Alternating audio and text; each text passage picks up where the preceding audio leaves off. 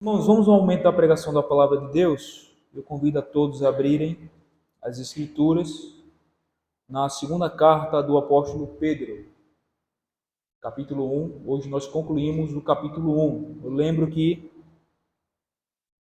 alguns tempos atrás, nós iniciamos a exposição dessa carta e aí estamos indo agora para o terceiro sermão. Hoje nós iremos expor do verso 16 a 21. Segunda carta do apóstolo Pedro, capítulo 1, verso 16 a 21, dando continuidade à exposição da carta. Assim diz, irmãos, a palavra de Deus. Porque não vos demos a conhecer o poder e a vinda do nosso Senhor Jesus Cristo, seguindo fábulas engenhosamente inventadas, mas nós mesmos fomos testemunhas oculares da sua majestade, pois ele recebeu da parte de Deus Pai honra e glória, quando pela glória excelsa lhe foi enviada a seguinte voz: Este é o meu Filho amado, em quem me comprazo. Ora, esta voz vinda do céu, nós a ouvimos, quando estávamos com ele no Monte Santo. Temos assim, tanto mais confirmada a palavra profética, e fazeis bem em atendê-la, como a uma candeia que brilha em lugar tenebroso, até que o dia clareie e a estrela da alva nasça em vosso coração. Sabendo primeiramente isto, que nenhuma profecia da Escritura provém de particular elucidação, porque nunca, jamais qualquer profecia foi dada por vontade humana. Entretanto, homens santos falaram da parte de Deus, movidos pelo Espírito Santo. Irmãos, título do nosso sermão: a suficiência da palavra de Deus. Repetindo, título do nosso sermão: a suficiência da palavra de Deus. Irmãos, nós vivemos em tempos difíceis. Ou melhor, não apenas o tempo em que nós vivemos é difícil, mas ao longo de todas as eras da história da humanidade, desde que o pecado entrou no mundo, sempre foram tempos difíceis. E uma das coisas que constantemente o inimigo ou o mundo, influenciado pelo espírito maligno, evidentemente, sempre empenha muita força e gasta muita energia para combater, para desacreditar, é a palavra de Deus. Infelizmente, até mesmo no meio evangélico, no meio cristão, há pessoas que, ainda que creiam que a Bíblia é a palavra de Deus, mas não a considera como sendo suficiente. Essa é a razão do porquê nós vimos tantas igrejas ou tantos movimentos ditos carismáticos,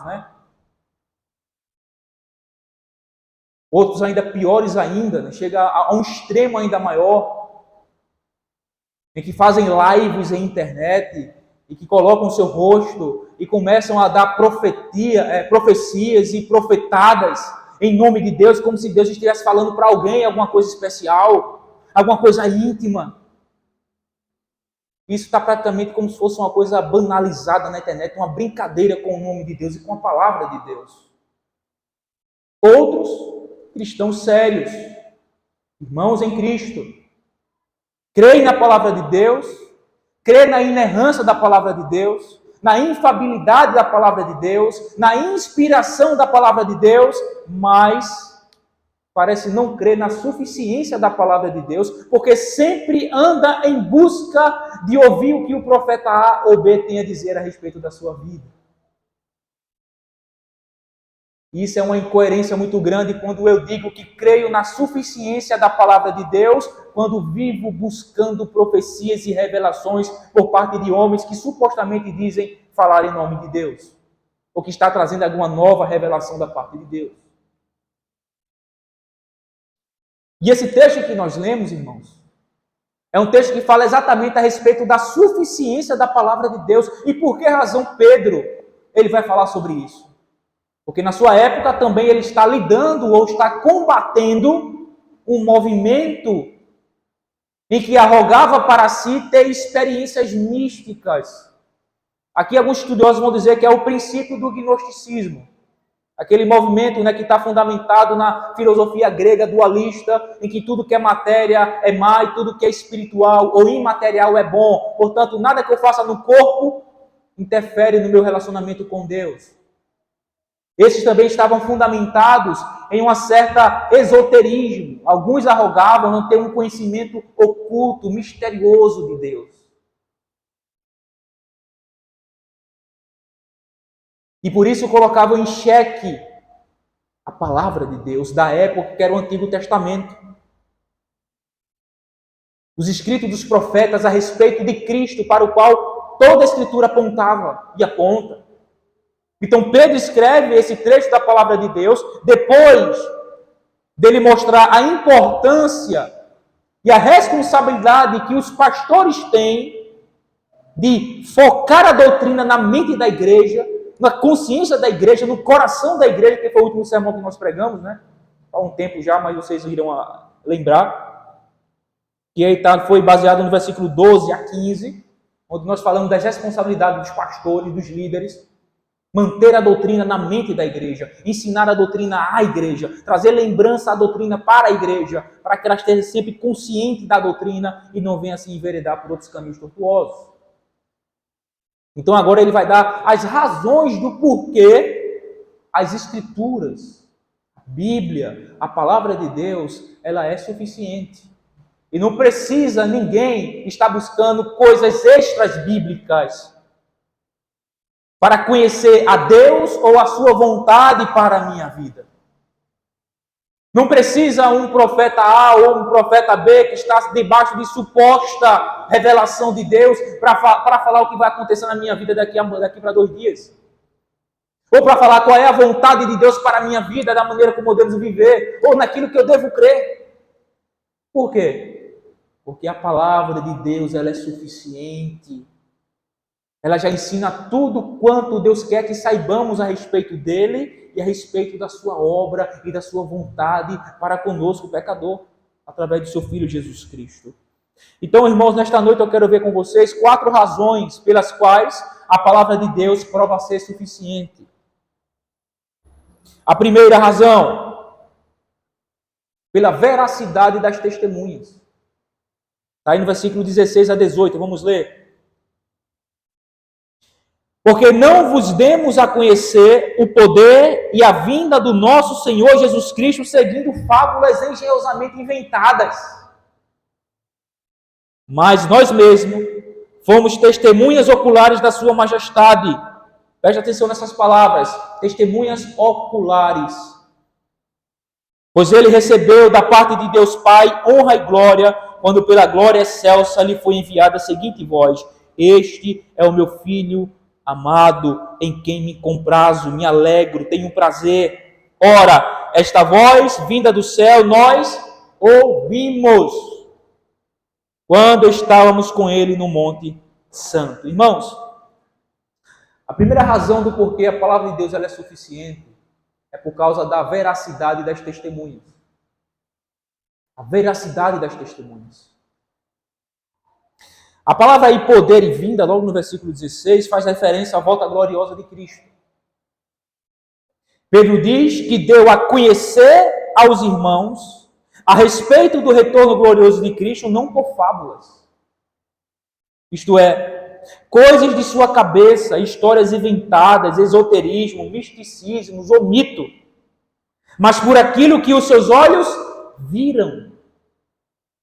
Por aquilo que os seus olhos viram, pois ele mesmo diz, mas nós mesmos fomos testemunhas oculares de sua majestade. Ele falou não do que alguém disse a ele a respeito do retorno glorioso de Cristo, mas do que os seus próprios olhos viram.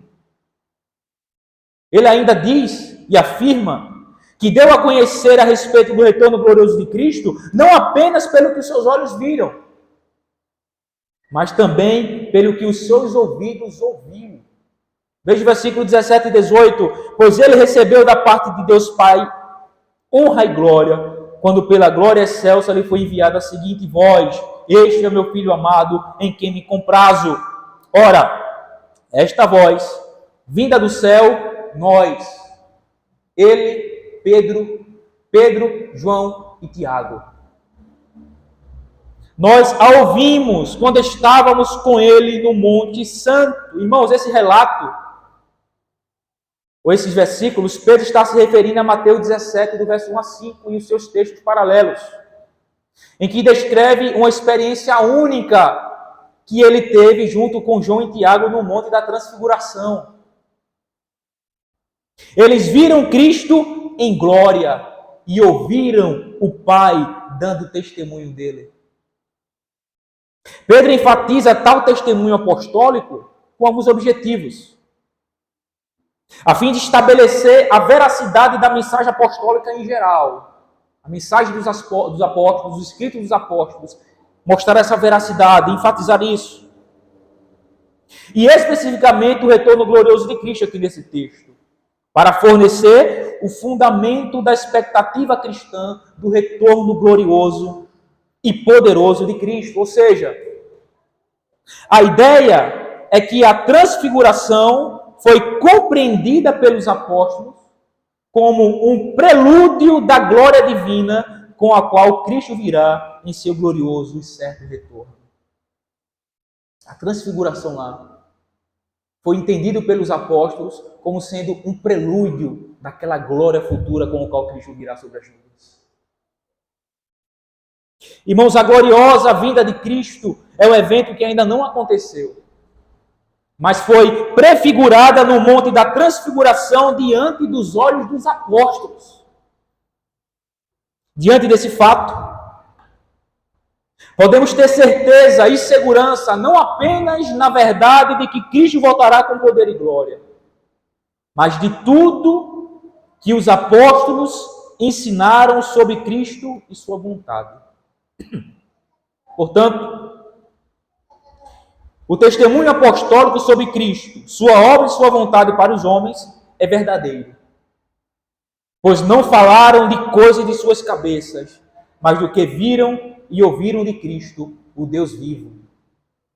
Essa é a primeira razão do porquê nós devemos crer e ter as Escrituras como sendo suficiente, pela veracidade das suas testemunhas.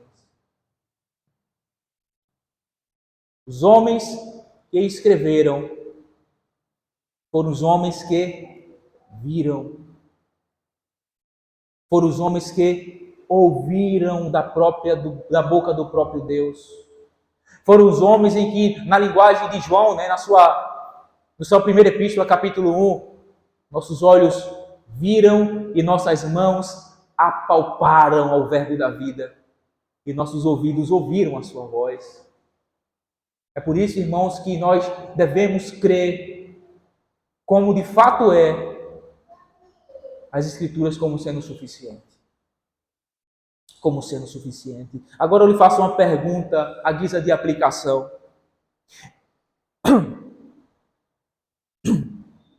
Em quem você prefere confiar ou dar mais crédito? Em quem viram com os próprios olhos e ouviram com seus próprios ouvidos? Ou os profetas de plantão que dizem estar tendo uma revelação divina? Hoje, né?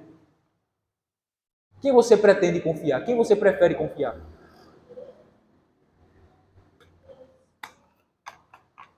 No testemunho daqueles que viram e ouviram Cristo visivelmente, fisicamente, ouviram a sua voz, tocaram no seu corpo, viveram e conviveram com Ele diariamente, cotidianamente, viram o que Ele ensinou, viram o que Ele fez, viram as obras que Ele realizou, viram quem Ele era, glorificado no Monte da Transfiguração. E o Pai dando testemunho a respeito dele. Você prefere confiar no testemunho desses homens?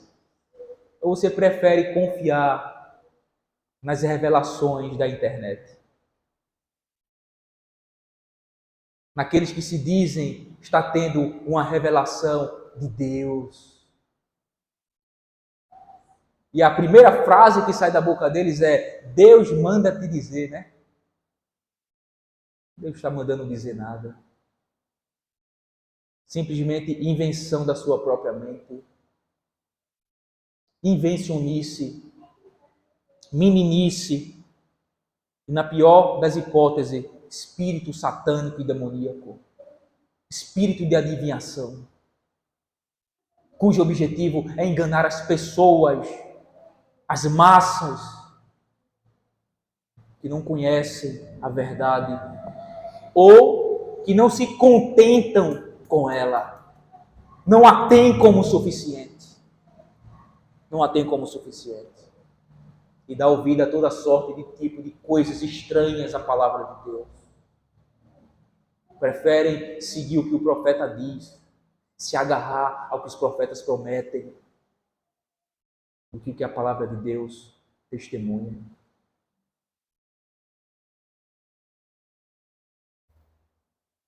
Irmãos, a veracidade das testemunhas, isto é, dos apóstolos, é a primeira razão do porquê as Escrituras provam ser suficientes. Segundo lugar, a segunda razão do porquê as Escrituras se provam a ser suficiente, não precisamos de mais nada, pois ela é suficiente, é que o testemunho dos apóstolos confirma a profecia do Antigo Testamento a respeito de Cristo. O testemunho dos apóstolos confirma a profecia do Antigo Testamento, né? Todo o Antigo Testamento que aponta para Cristo. Inclusive, o seu retorno glorioso, que aqui dentro do contexto da carta de Pedro, alguns estavam negando isso, né?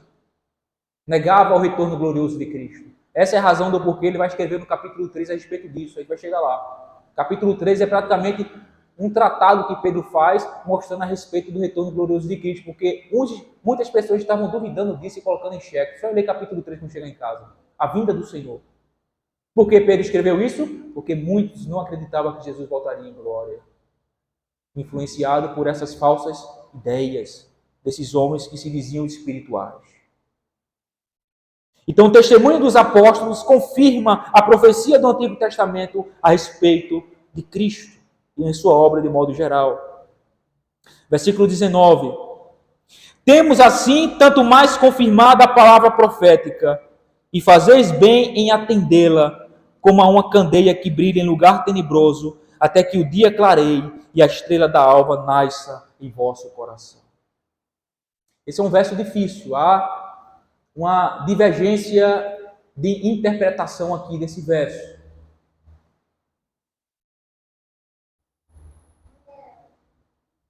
Mas vamos seguindo, para a gente entender. A expressão palavra profética aí no texto, irmãos, faz referência às escrituras da época, ou seja, o Antigo Testamento. O Novo Testamento ainda estava em formação. Os apóstolos ainda estavam registrando, ainda estavam escrevendo, para depois, posteriormente, ser reconhecido pela igreja como escritos inspirados. Então, palavra profética aí no versículo 19 é uma referência às escrituras da época que existia, que era o Antigo Testamento. Pedro está dizendo que o testemunhar deles do evento da transfiguração, que é uma prefiguração do retorno glorioso de Cristo, confirma a profecia do evento do seu retorno glorioso. Em linhas gerais, as revelações dadas aos apóstolos sobre Cristo, sua obra e sua vontade para os homens, confirmam, ratificam, comprovam o que os profetas predisseram sobre Jesus. O que foi revelado aos apóstolos aqui com Cristo foi uma confirmação daquilo que o Antigo Testamento predissera sobre Jesus, profetizava sobre Jesus. Isso é claro nas Escrituras, porque há vários textos que mostram exatamente a respeito de que as Escrituras apontavam toda para Jesus. As Escrituras apontavam ou apontam completamente para Jesus, toda a Escritura do Antigo Testamento aponta para Cristo. Por exemplo, João 5,39, Jesus diz assim: examinais as Escrituras, porque julgais ter nelas a vida eterna, e são elas mesmas que testificam de mim. João 5,39. Jesus aqui tem em mente o quê? Quando ele diz as Escrituras testificam de mim, tem em mente Todo o Antigo Testamento.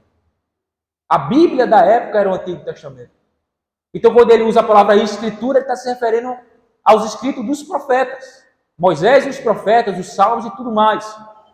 Que podemos resumir ou definir o Antigo Testamento como sendo os escritos do profeta, né?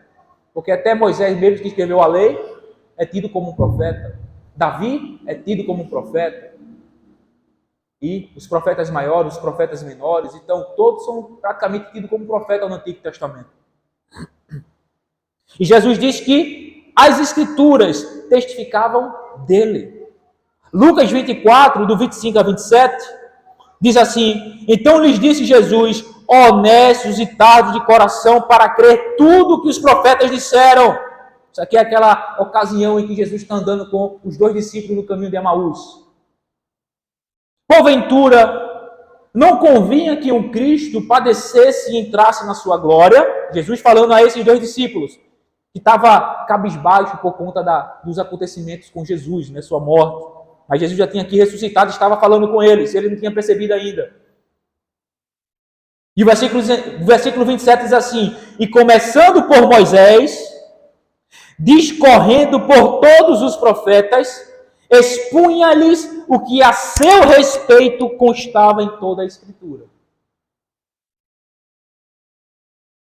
Então veja, toda a Escritura do Antigo Testamento apontava para Cristo. E quando chega agora, na plenitude dos tempos em que Cristo vem e chama os seus apóstolos, chama os seus discípulos, a revelação que é dada a eles é a confirmação do que os profetas falaram a respeito de Cristo. Isso é uma razão fortíssima. Veja, irmãos, esses textos do Novo Testamento, que é o testemunho dos apóstolos, o relato histórico sobre Jesus, sua obra e seus ensinos, confirma exatamente o que os profetas predisseram de Cristo. Meus irmãos, toda a Escritura é sobre Cristo. Toda a Escritura. Ele é o centro e não o homem. Como já falaram por aí nas internet. Ele, Cristo, é o centro.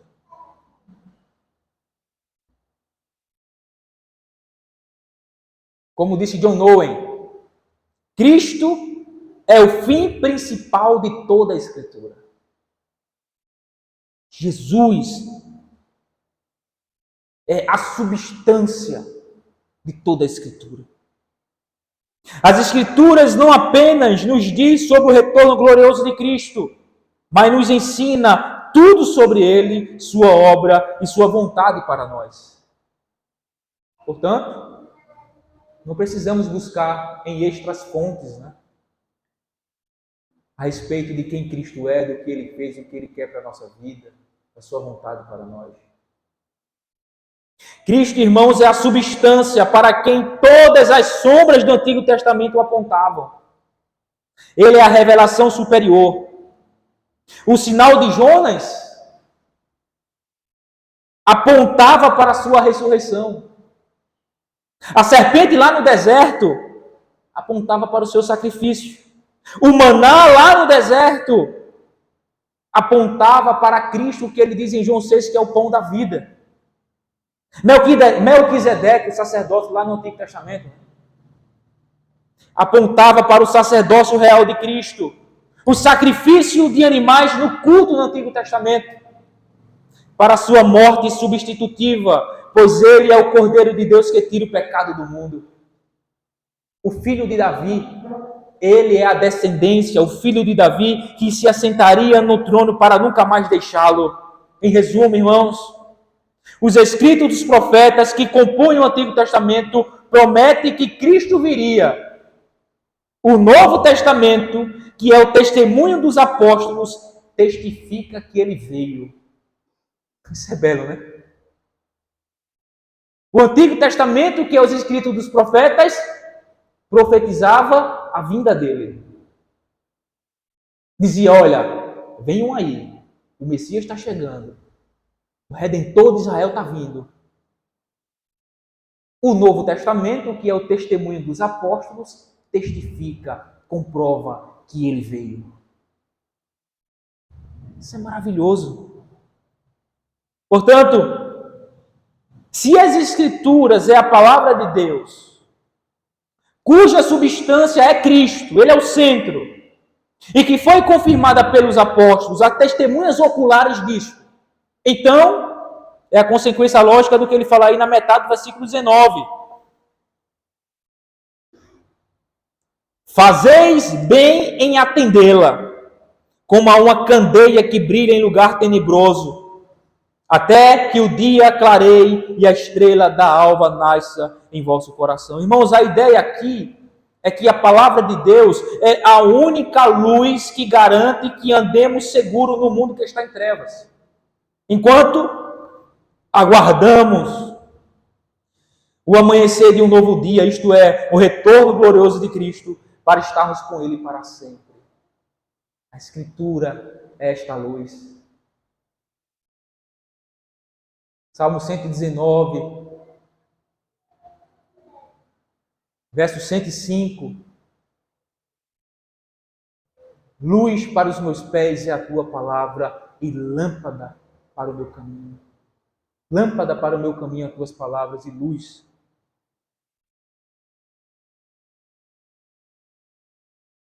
Irmãos, as Escrituras é suficiente. É suficiente. Portanto, não dê ouvidos a pessoas que dizem estar recebendo revelação de Deus, porque não passa de fábulas, enganos e mentiras. Não dê ouvido a eles. Dê ouvido àqueles que abrem as Escrituras e a expõem fielmente. Não aqueles que diz que está ouvindo Deus lhe falar alguma coisa para lhe entregar alguma mensagem a fulano ou ao Beltrano a respeito de qualquer coisa da vida. Não dê ouvido a estes. São fábulas, engano, é mentiras. Somente as Escrituras é o juiz supremo que determina e garante sobre Cristo, sua obra e qual a sua vontade para nós. Somente a Escritura. Somente a Escritura. Esse é um dos lemas da Reforma Protestante. Né? Nós, protestantes, os reformadores, os 5 sola, o primeiro qual é? Exatamente esse, sola Escritura. Somente as Escrituras é a única regra de fé e prática nossa. Mais nada. Não é o profeta da esquina. Não é o homem do Pix lá do Instagram. Não é aquele que adivinha seu CPF. Não dê ouvido a estes. A Escritura, somente a Escritura. Pois o testemunho dos apóstolos é a confirmação do que o Antigo Testamento predissera sobre Cristo. E uma vez que eles são a confirmação, os seus escritos são recebidos como palavra de Deus, como nós iremos ver mais para frente. Essa é a segunda razão, irmãos. O testemunho apostólico, confirmando a profecia do Antigo Testamento sobre a pessoa e obra de Cristo, é a segunda razão do porquê a Escritura prova ser suficiente. Terceira razão, vamos adiantar. Terceiro, está aí no versículo 20 e a primeira parte do versículo 21. Vamos ler.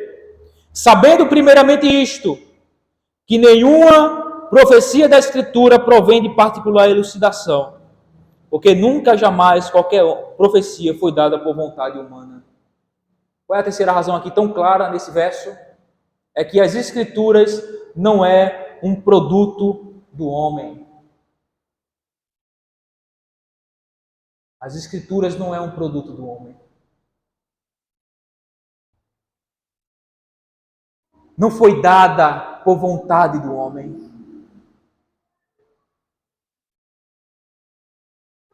Não foi o homem que as produziram. O homem não é a fonte das Escrituras, mas Deus é. O homem é apenas o canal, o meio, o instrumento usado por Deus para registrar a sua vontade. Irmãos, pense comigo. A Bíblia,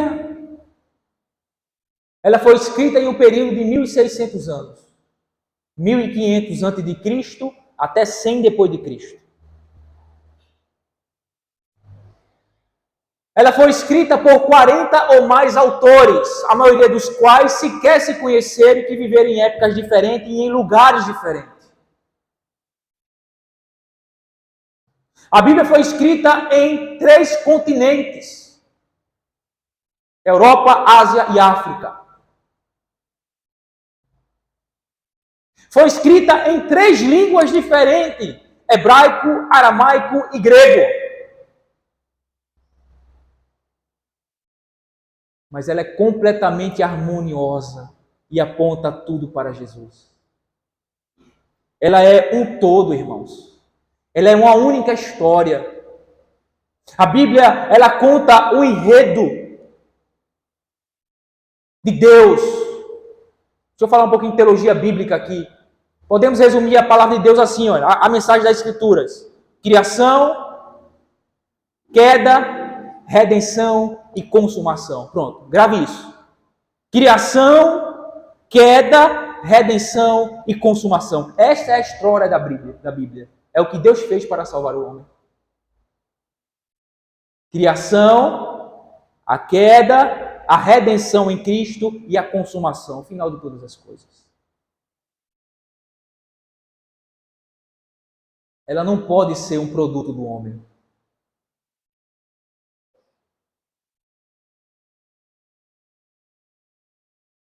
O homem não é a fonte das Escrituras, Deus é. Deus é. É por isso que nós cremos que ela é infalível, ela não falha em tudo aquilo que ela promete, que ela é inerrante, ela não erra em nada daquilo que afirma. Ela é suficiente. Não precisamos de mais nada além dela para saber e conhecer quem é Deus, a sua vontade e o que Ele quer de nós. A sua obra e o que Ele quer de nós. Então pense nisso. Mais de 40 autores, 3 continentes, 3 línguas, 1.600 anos de espaço de tempo para que ela seja toda completada, até 100 depois de Cristo, que foi o Apocalipse escrito por João, o último. Por homens que sequer se conheceram em tempos diferentes, em lugares diferentes, e que todos falam a mesma coisa. Todos apontam para o mesmo personagem principal e central dela, Cristo, o Filho de Deus. E a sua obra redentiva. Quarto e último ponto para nós encerrarmos. A Escritura não é um produto do homem. Quarto e último. As Escrituras foi dada por inspiração divina. Finalzinho do versículo 21. Entretanto, veja, esse entretanto contrasta com aquilo que ele falou antes. Que as Escrituras, que a profecia não foi dada por particular elucidação, não foi um produto do homem, não foi dada por votante do homem. Entretanto, todavia, mas homens santos falaram da parte de Deus, movidos pelo Espírito Santo. Quarto e último ponto. Por que razão a Escritura é suficiente? Porque a Escritura foi dada por inspiração divina. A palavra, ela é inspirada. O que significa isso? A palavra inspirada é uma palavra composta do grego, tel, Deus, pneustos, soprado por Deus. Isso é a palavra inspirada no grego. Então significa dizer que Deus soprou através dos homens a sua palavra. Ele revelou tudo quanto ele quis revelar, e tudo quanto os homens escreveram foi exatamente aquilo que ele quis. Revelou-se a si mesmo, bem como a sua vontade para a nossa vida e a sua obra feita através de Jesus Cristo, o nosso Senhor. 2 Timóteo 3, um texto que nós tanto conhecemos. Versículo 16, o que é que diz? toda a Escritura é inspirada por Deus e útil para o ensino, para a repreensão, para a correção, para a educação na justiça. Com que objetivo? A fim de que o homem de Deus seja perfeito e perfeitamente habilitado para toda boa obra. A palavra de Deus ela é inspirada por Deus e não pelo homem.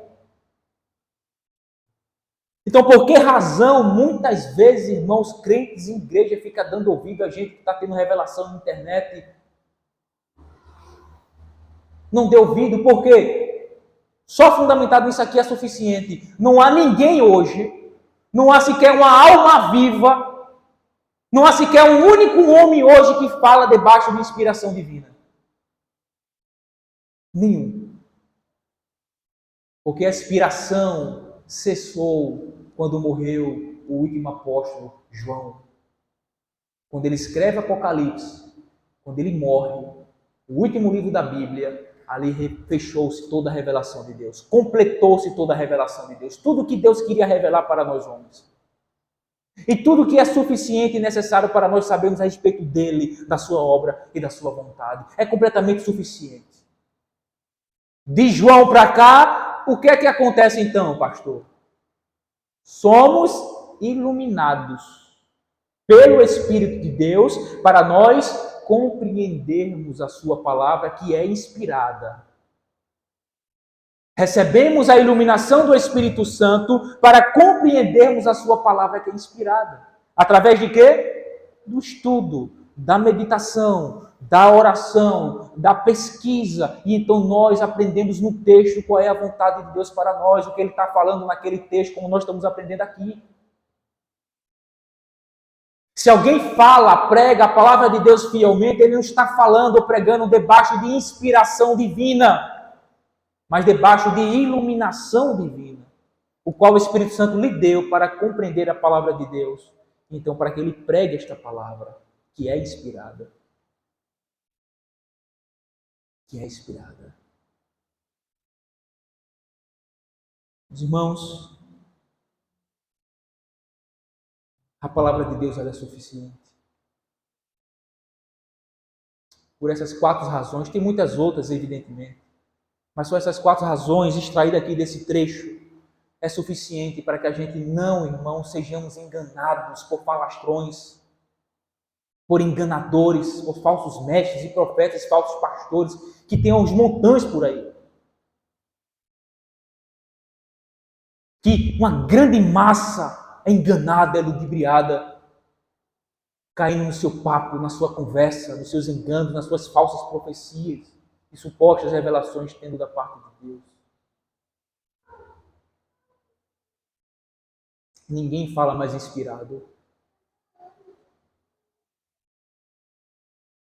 Veja como isso é lógico. Se pessoas ainda hoje estão tendo revelação de Deus, significa que ele está sendo inspirado. E se essas revelações que ele tem é por inspiração, significa que ela é palavra de Deus, inerrante e infalível. E, portanto, ela deve estar onde? Aqui junto. Aqui junto. Se alguém diz que está tendo revelação de Deus, significa que ele está sendo inspirado. Deus está falando diretamente a ele, como falava com os profetas, com Moisés, com os apóstolos. Cristo, né, encarnado. Como Paulo, né, que o Espírito apareceu a Paulo, né, ou melhor, falou com Paulo, melhor dizendo. Olha, não vai para aquela cidade, vai para aquela outra. Ou quando eles estavam orando ali em Atos 13, disse o Espírito, apartai para mim Paulo e Barnabé para a obra que eu lhes tenho chamado. O Espírito fala. Porque ali naquele período, né, falava diretamente porque estava no período de inspiração. Deus ainda estava revelando a sua vontade e a sua obra. Mas uma vez que foi completada a sua revelação, com o livro de Apocalipse, João, o último dos apóstolos, não há mais inspiração. E se alguém diz está tendo revelação hoje da parte de Deus diretamente, significa que esse alguém está sendo inspirado por Deus e, portanto, os seus ensinos, as suas profecias, as suas doutrinas devem estar aqui, junto. Precisa ser registrada, escrita e compilada aqui junto com esses 66 livros já inspirados, que é a palavra de Deus. Mas isso é um fato, mas isso é uma realidade, irmãos. A realidade é que essas profecias não são verdadeiras. São mitos, são fábulas, são invenção de homens. Escute isso. Não se deixe enganar. Fique na palavra de Deus. Somente as Escrituras. Deus fala, ainda hoje, fala, mas através da sua palavra. Mas através da sua palavra. Alguns ainda chegam a dizer assim, não, existem essas revelações, mas a gente precisa provar os Espíritos para ver se procede de Deus. Se essas revelações, essas profecias estiver alinhado com a palavra de Deus revelada, então é de Deus, deve ser recebido. Ora, se a gente pensar mais um pouquinho de forma lógica, vamos chegar à conclusão que se o que está sendo revelado, falado, profetizado por A ou B, já está na palavra de Deus, então não precisamos de tal revelação ou tal profecia. Isso é lógico. É lógico. Deus deu à igreja mestres, pastores, para expor a palavra inspirada, debaixo de iluminação do Espírito. Não inspiração, iluminação do Espírito. E uma vez que essa palavra está sendo exposta fielmente, é Deus falando conosco. É Deus nos instruindo, nos ensinando, nos exortando, nos repreendendo, nos mostrando a maneira agradável de viver a Ele, em que nós devemos crer, como devemos viver, quem é Deus, o que Ele fez, o que Ele é. Tudo sobre Deus, sobre a sua obra e sobre a sua vontade. Portanto, a palavra de Deus ela é suficiente pela veracidade das testemunhas, pela confirmação da revelação dada às testemunhas, que é o apóstolo, a respeito de Cristo, que são os apóstolos a respeito de Cristo. Ela é suficiente porque as Escrituras não é um produto do homem. E quarto e último ponto, ela é suficiente porque ela é inspirada. Inspirada. Ela foi dada por inspiração divina. Portanto, é completamente suficiente.